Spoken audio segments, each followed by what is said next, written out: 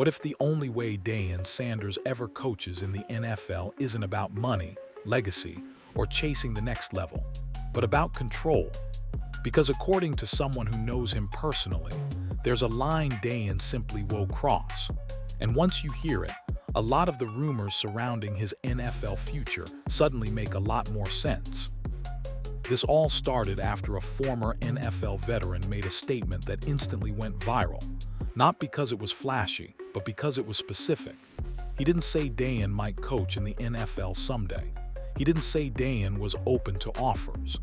He said if it ever happens, it only happens under one very particular condition, and that condition wipes out almost the entire league.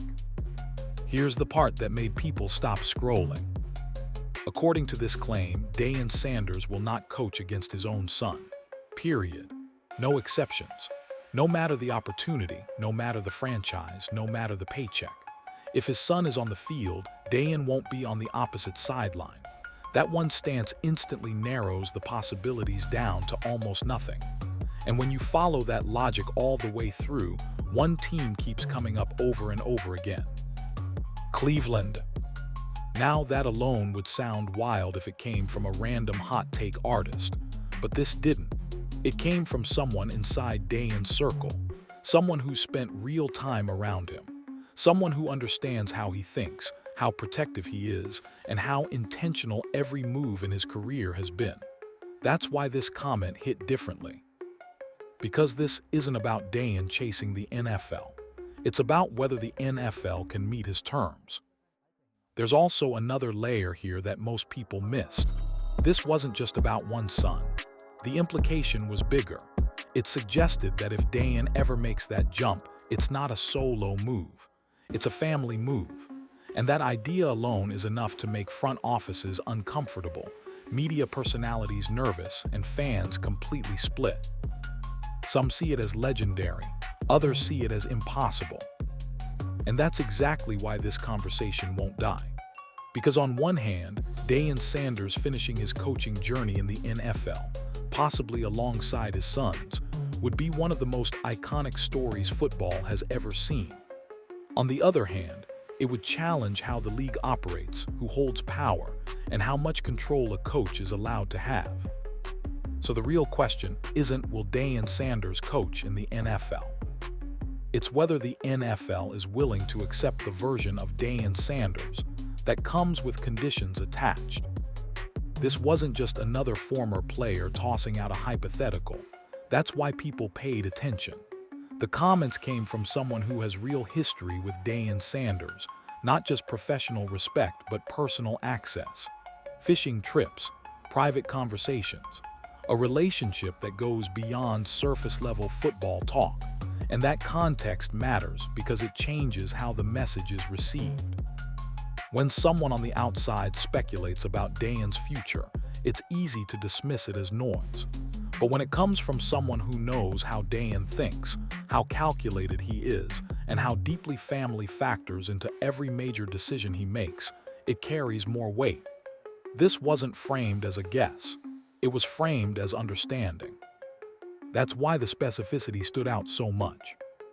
Most NFL rumors live in vague language, interest, possibilities, keeping options open. None of that happened here. Instead, a clear boundary was drawn. Deion coaching in the NFL only makes sense under circumstances where he doesn't have to compete against his own blood. That's not ambition talking. That's principle. And principles don't bend easily. What made this moment go viral wasn't outrage or controversy. It was recognition. Fans immediately connected the dots. They looked at the league. They looked at where his son is positioned. And they realized how small the window actually is. Once you remove emotion and follow the logic, the list of realistic destinations shrinks fast. This also reframed past comments from Deion himself.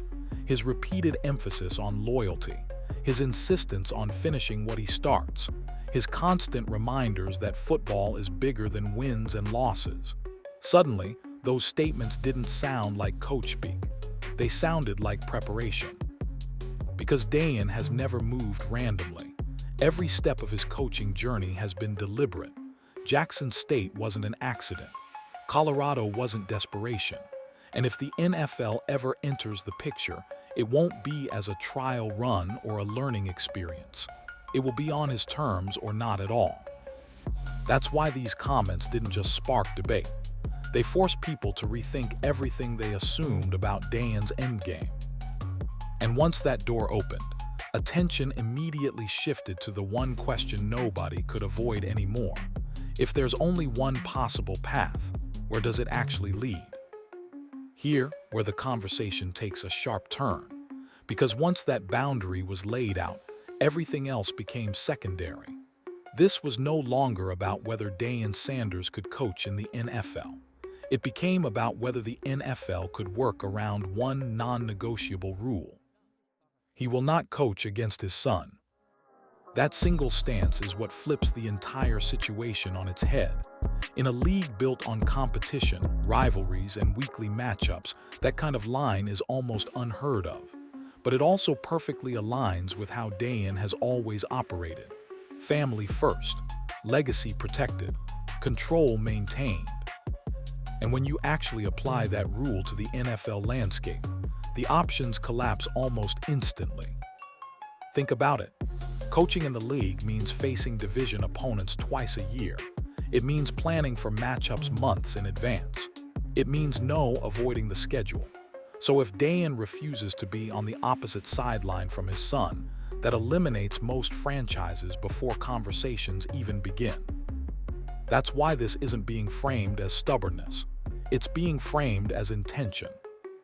There's also a deeper layer here that people tend to overlook. This isn't just about emotions, it's about leverage. Deion understands the optics. He knows what coaching against his own son would turn into. Every win would be questioned.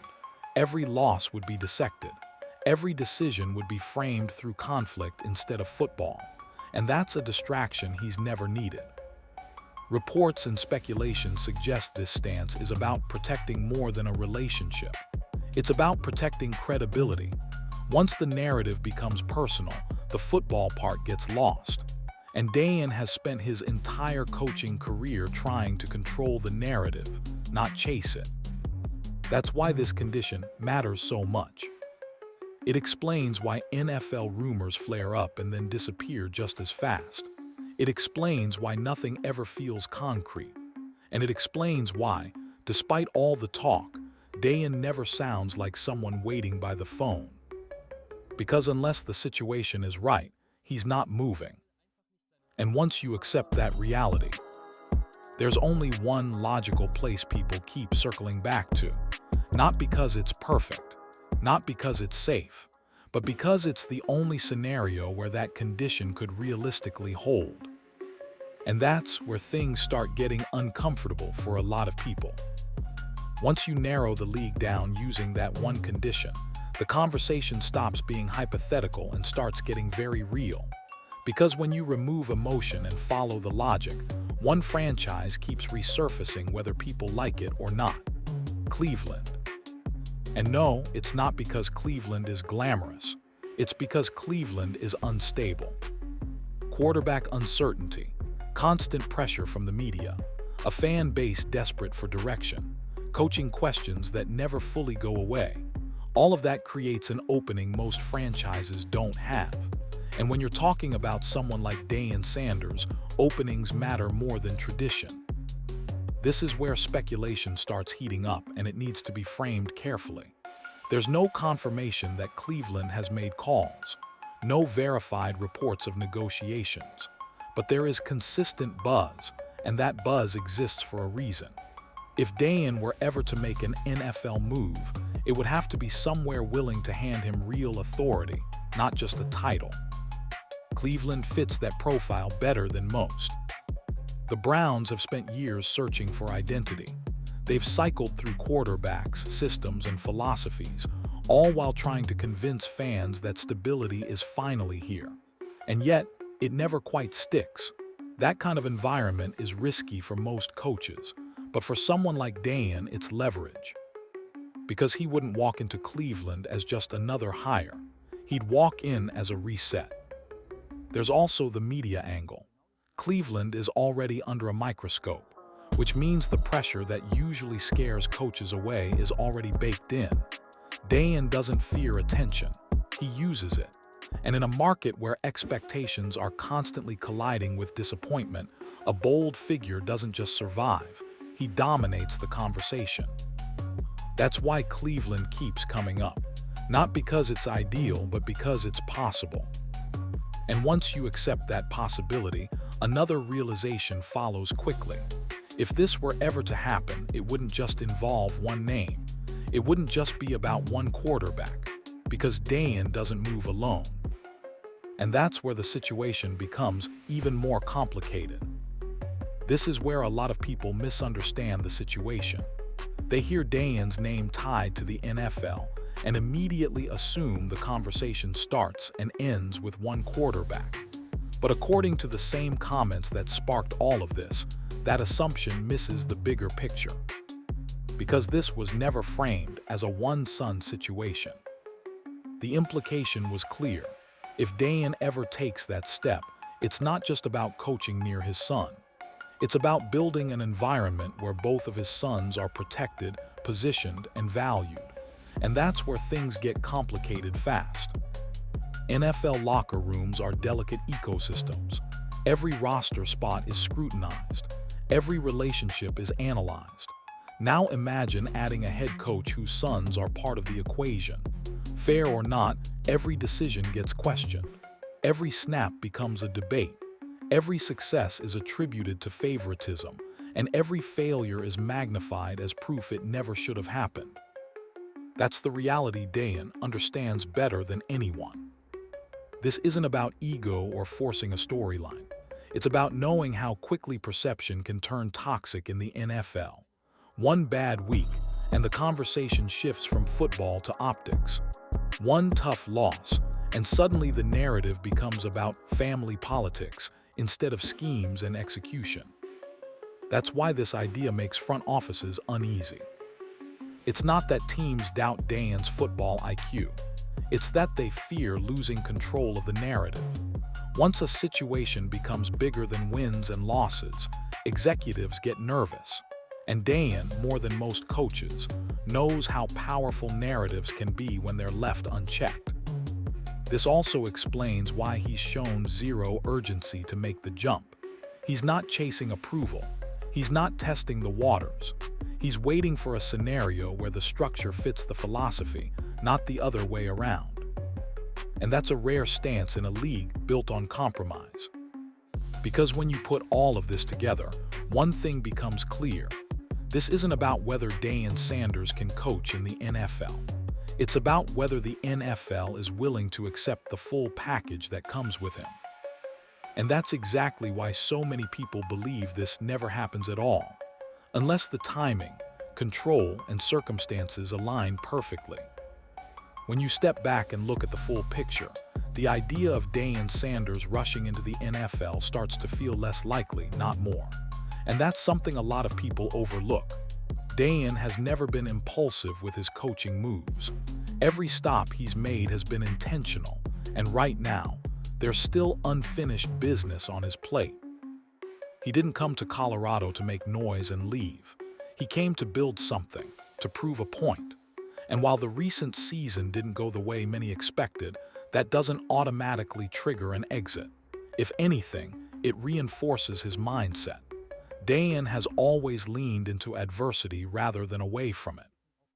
Reports and speculation suggest that he wants to finish what he started, not just in terms of wins and losses, but in terms of culture, development, proof that his approach works even when things get difficult.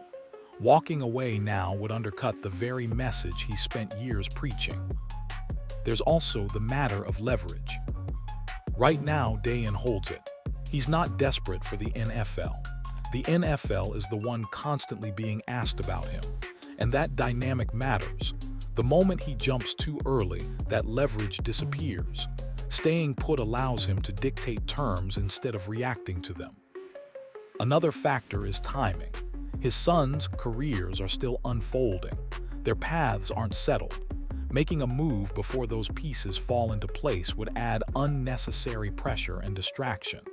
Deion knows the value of patience.